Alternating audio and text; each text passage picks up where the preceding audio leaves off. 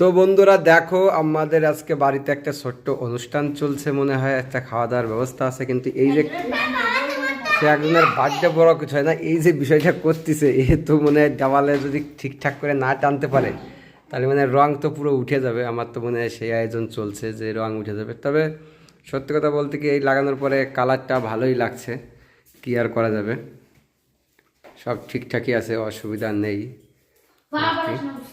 আরশি, তুমি কি করছো মা? আমি এরকম নিয়ে বল খেলছি। ও, বল খেলছো। আর দিমান কি করতেছো?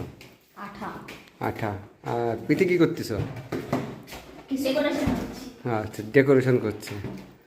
তো দেখো বন্ধুরা, এখানে ডেকোরেশনটা চলছে। আর আমি বলেছিলাম এই পাশটায় ডেকোরেশন করতে, কারণ এই পাশটায় ডেকোরেশন করলে খুবই ভালো হয়। আমাদের সব রেড রেড রেড, আসলে রেড খুব ফেভারিট জিনিস আমার, ভালোই লাগে রেড। আমার গাড়িটাও রেড ব্ল্যাক, আর এটাও রেড ব্ল্যাক। যাই হোক বন্ধুরা, সবাই ভালো থাকো।